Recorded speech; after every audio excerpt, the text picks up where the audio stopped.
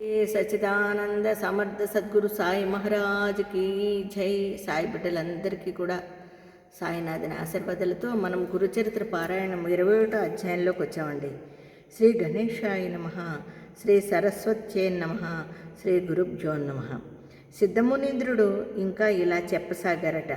పుత్రశోకంతో కిన్నురాలైన నదీ తీరానికి వెళ్తున్న శాంతాదేవిని సమీపించి ఆ బ్రహ్మచారి ఇలా అన్నాడండి.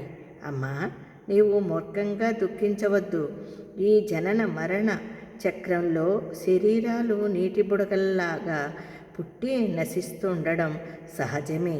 కర్మానుసారము పంచభూతాల కలయిక వలన శరీరం ఏర్పడి కర్మ తీరిపోగానే పంచభూతాలు విడిపోవడం వల్ల శరీరము నశిస్తుంది.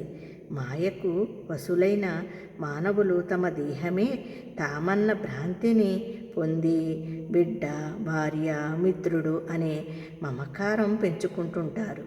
వారు సత్వగుణము వలన దేవత్వాన్ని, రజోగుణము వలన మానవత్వాన్ని, తమోగుణము వలన అధోగతిని పొంది కర్మఫలం అనుభవిస్తారు.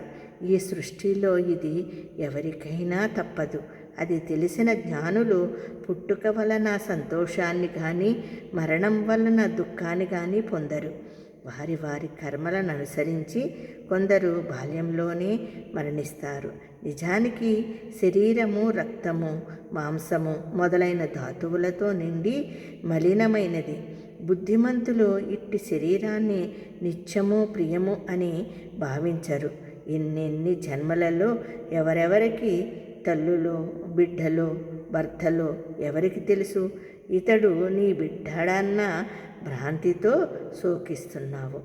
ఆ మమకారాన్ని విడిచి శాస్త్రవిధిని అనుసరించి అంత్యక్రియలకై వారికి శవాన్ని అప్పగించు.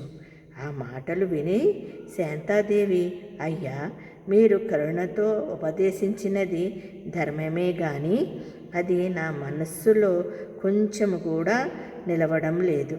జనన మరణాలకు మూలము కర్మమే అయితే భగవంతుని సేవ వలన నశిస్తుందని పెద్దలు ఎలా చెప్పారు? నాకు పూర్వకర్మ దోషం ఉన్నదని తెలిసే నేను స్వామిని సేవించాను. శ్రీగురుడు నాకు అభయమిచ్చి వరమిచ్చాడు. ఇప్పుడు మరి నన్నెందుకిలా ఉపేక్షించాడు? రోగులు వైద్యుడిచ్చే మందుతో జబ్బు తగ్గుతుందంటున్నారు. పేదవారు శ్రీమంతులిచ్చే ధనంతో కష్టము తొలగించుకుంటుంటారు. అలానే శ్రీగురుని సేవించి ఆయన ఇచ్చిన అభయాన్ని నమ్ముకొనడమే నా మూర్ఖత్వమా? ఈ నా బిడ్డ శతాయుష్మాంతుడవుతాడని ఆయన వరమిచ్చాడే. నాకు దాపరించిన పిశాచ భయాన్ని పోగొట్టి సాక్షాత్తు ఆ భగవంతుడే ప్రసాదించిన ఈ విఫలం ఎందుకు కావాలి? చూడండి, ఆ తల్లి ఎంతగా ప్రశ్నిస్తుందో. ఆయన యొక్క ఈ కీర్తి నలుదిశలా వ్యాపించడానికైనా ఈ నా దేహాన్ని కూడా ఆయనకే సమర్పిస్తాను అన్నది. అప్పుడు ఆ బ్రహ్మచారి, అమ్మా, అలా అయితే ఇక్కడ దుఃఖించి ఏమి ప్రయోజనం? నీకెక్కడ వరం లభించిందో అక్కడికే ఈ శవాన్ని తీసుకువెళ్ళి అడుగు అని ఉపాయం చెప్పాడు. ఆ తల్లి అందుకు అంగీకరించి శవాన్ని తన కడుపుకు కట్టుకుని పంచగంగా సంగమములోని శ్రీగురుడు అది